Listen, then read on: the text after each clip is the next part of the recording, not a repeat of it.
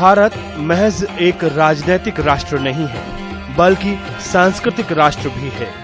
उत्तर, दक्षिण, पूर्व और पश्चिम चारों दिशाओं के तीर्थ स्थान उसकी सीमा रेखा हैं। संत, महात्मा, योगी और ऋषि मुनि आदि इसके सूत्रधार रहे हैं। अपने यायावरी जीवन में घूम घूम कर देश को एकता के सूत्र में बांधते रहे, पर इस बहुवर्णीय आभा के बीच राष्ट्रीयता का एक सुनहरा तार भी दिखाई पड़ता है। यही भारत की अस्मिता है, यही भारत की आत्मा है। इसलिए इसमें जितनी भी जातियां और संस्कृतियां आईं, उन्हें अपनी पावन गोद में भर लिया। कबीर इस पावन गोद की अनुपम देन है। कबीर में हम भारत की अस्मिता को पाते हैं। कबीर की उत्पत्ति के संबंध में अनेक किंवदंतियां हैं। कुछ लोगों के अनुसार वो जगत गुरु रामानंद स्वामी के आशीर्वाद से काशी की एक विधवा ब्राह्मणी के गर्भ से उत्पन्न हुए थे। ब्राह्मणी उस नवजात शिशु को लहर तारा ताल के पास फेंक आई। उसे नीरू नाम का जुल्हा अपने घर ले आया। उन्होंने उसका पालन पोषण किया। बाद में यही बालक कबीर कहलाया। ऐसी वाणी बोलिए मन का आपा खो। एक दिन भोर की बेला में कबीर पंचगंगा घाट की सीढ़ियों पर गिर पड़े। रामानंद जी गंगा स्नान करने के लिए सीढ़ियां उतर रहे थे कि तभी उनका पैर कबीर के शरीर पर पड़ गया। उनके मुख से तत्काल राम राम शब्द निकल पड़ा। उसी राम को कबीर ने दीक्षा मंत्र मान लिया और रामानंद जी को अपना गुरु स्वीकार कर लिया।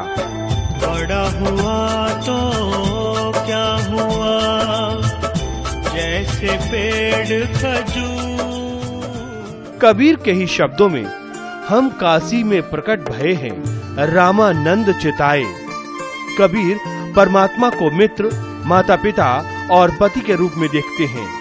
यही तो मनुष्य के सर्वाधिक निकट भी रहते हैं।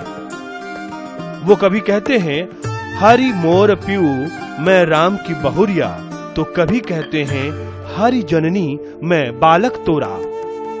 अन्य जनश्रुतियों से ज्ञात होता है कि कबीर ने हिंदू मुसलमान का भेद मिटाकर हिंदू भक्तों तथा मुसलमान फकीरों का सत्संग किया और दोनों की अच्छी बातों को हृदयंगम कर लिया। जनश्रुति के अनुसार उन्हें एक पुत्र कमल तथा पुत्री कमली थी। इतने लोगों की परवरिश करने के लिए उन्हें अपने करघे पर काफी काम करना पड़ता था। साधु संतों का तो घर में जमावड़ा रहता ही था। कबीर पढ़े लिखे नहीं थे। मसी कागज छुओ नहीं, कलम गही नहीं हाथ। उन्होंने स्वयं ग्रंथ नहीं लिखे, बल्कि जो कुछ उन्होंने कहा उनके शिष्यों ने उसे लिख लिया।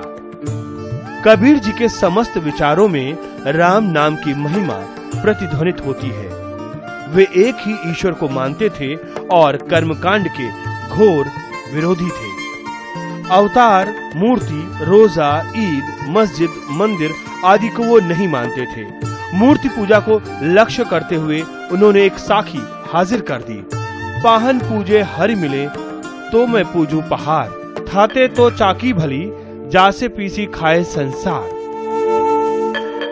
कबीर की वाणी का संग्रह बीजक के नाम से प्रसिद्ध है।